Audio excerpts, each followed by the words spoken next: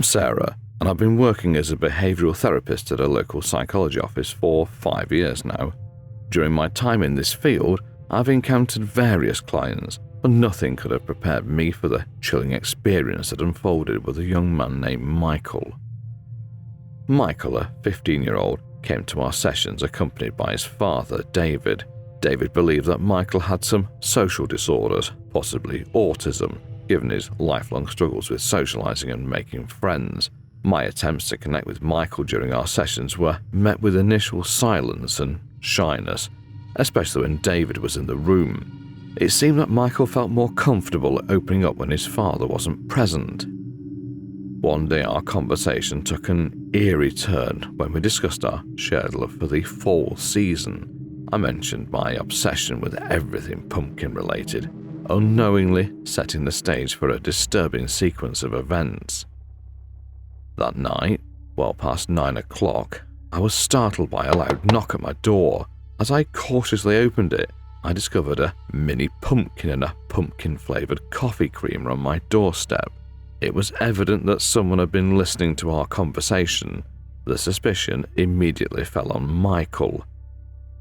Attempting to contact David, I was met with swift denial and an indignant response to my accusation. Doubts began to creep in, making me wonder if this was some sort of neighbourhood prank. Despite my growing unease, I decided to continue with the therapy, hoping to uncover any unusual behaviour. In our subsequent session, Michael seemed outwardly normal, but an underlying unease lingered. I couldn't shake the feeling that he'd developed a deeply unsettling attraction toward me. I delicately alluded to the strange gifts left at my door, causing David to visibly bristle with annoyance. 2 nights later, my worst fears were confirmed as I received another late-night visitor. The knock on my door, once again after 9 o'clock, sent shivers down my spine. This time an array of pumpkin-themed items adorned my doorstep, including a pumpkin pie, pumpkin Cheerios, and pumpkin Oreos. I captured the scene in a photo and sent it to David. However, my heart sank when I heard a text notification emanating from the bushes in front of my house. To my absolute horror, I found David hiding there, not Michael. His chilling words, "Hi Sarah, you look beautiful as always," sent terror coursing through my veins. I rushed inside, locked the door, and David attempted to force his way in, banging incessantly. I screamed at him to leave, threatening to call the police. Eventually he retreated, but I couldn't shake the sense that he'd been stalking me for who knows how long. I reported the incident to the police, deeply concerned for Michael's well-being in such a twisted family dynamic. David's true intentions remained a mystery, but my life had taken a nightmarish turn, leaving me unable to trust anyone, especially within the confines of my own home. It was a chilling Friday night, a long time ago in early October. I was with my 3 friends, Alex, Emma and Lucas. We were bored teenagers, craving something to do in the spirit of the season. The night had a sinister vibe. The air was crisp and a gentle breeze rustled the leaves. Our dull town offered little excitement, and we were too young for bars or clubs. Restless, we decided to embark on a bike ride up to the infamous Farmer John's pumpkin patch.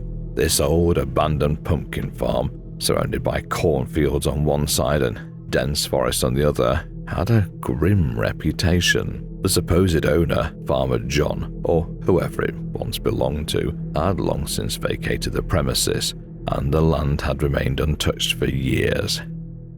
The ride up Miller's Road, a desolate and quiet stretch with nothing but cornfields and farms around, took about 20 minutes. When we arrived, we parked our bikes on the grass and turned on our flashlights. Leaning our bikes against the decaying house where Farmer John had once lived, we ventured into the overgrown grass. We explored the remnants of the pumpkin patch and the abandoned petting zoo, feeling the eerie thrill of exploring such forsaken places at night.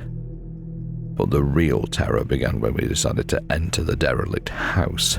Breaking in was no challenge. The door was already hanging off its hinges, thanks to previous trespassers. This was when the atmosphere grew bone-chilling, even for thrill-seekers like us. The abandoned house at night was unnerving, especially with just the four of us.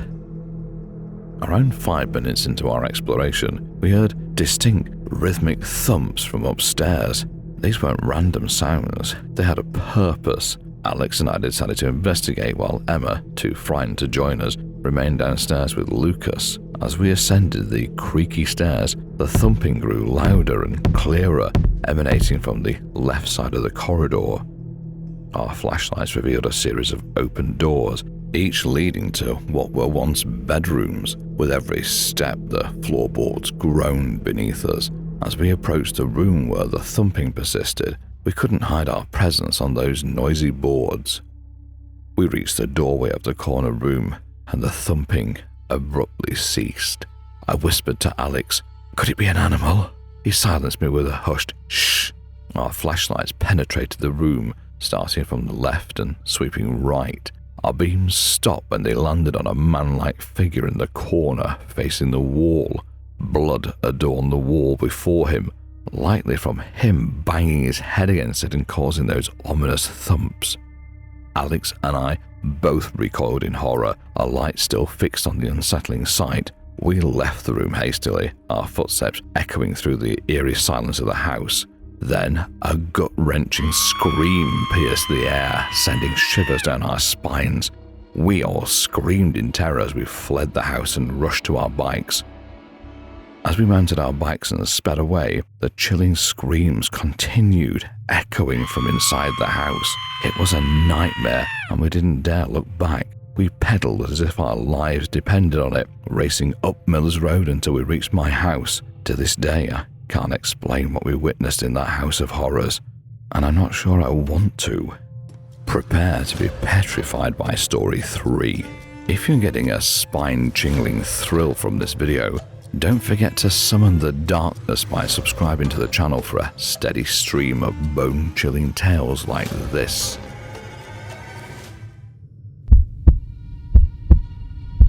When I was just a little kid, there was this remote resort nestled at the top of the ominous Blackwood Mountains. My family and I ventured there twice. The place had long been abandoned, but my memories of it still haunt me. You see, it was a seemingly idyllic family-friendly retreat. Both visits took place during the fall season, chosen by my mum for its mesmerizing leaf colors.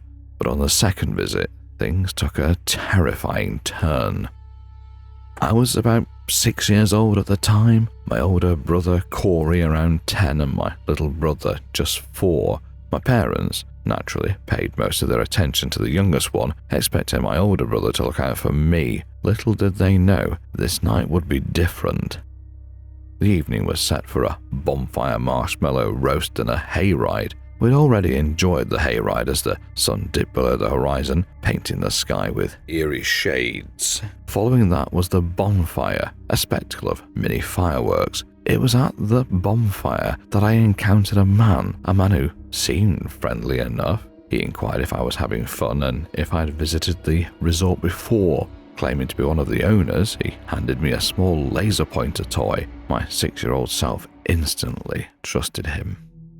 Meanwhile, the hayride driver announced a final thrilling ride in the dark, promising to descend the steep hill. My older brother, who'd made some friends at the resort, disappeared to join them on this exciting adventure. I was left alone by the bonfire, my dad engrossed in his beer, my mum roasting marshmallows with my little brother.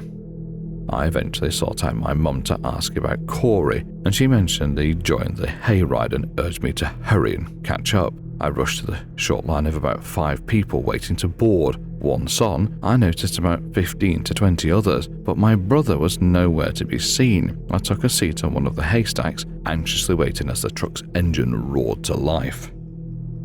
Then I saw him, the man from before. He climbed into the truck, accompanied by a woman. Their eyes locked on me, and he asked where my family was. I could only shrug. It turns out my brother hadn't boarded the hayride. The woman, presumably his wife, sat next to him, wearing a sinister smile. They both engaged me in conversation throughout the ride. As we approached the hill's steep drop, where the driver promised to floor it. The man noticed my nervousness, and to put me at ease, he grabbed my arms and lifted them, encouraging me to experience the thrill with no hands, just like on a roller coaster. Oddly, it made me laugh, and the descent down the hill became unexpectedly enjoyable. The man then brought up the resort's arcade and mentioned he had access to many of the games. He asked if I wanted the key. Of course, I nodded eagerly. He said he'd retrieve it and accompany me there, promising it would be all mine. Upon returning to the bonfire, we disembarked one by one. The man and woman walked alongside me. She held my hand tightly, repeatedly calling me sweetie. We ventured away from the blazing bonfire's warmth and into the eerie darkness of the path leading to the resort's cabins and main buildings. The direction we were heading raised suspicion. It was not toward the clubhouse. I mustered the courage to ask where we were going. The man replied, "We're getting the key to the arcade games." But something wasn't right. Her grip on my hand was becoming painful, and I realized we were veering towards the parking lot. Fear surged through me as I questioned our route.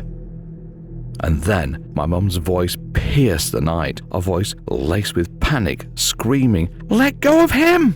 She was running towards us, utterly hysterical. The two strangers released their grip on me, and the woman concocted a feeble excuse, claiming they were taking me to the front desk. My mum hurled curses at them, but they hurriedly retreated into the darkness.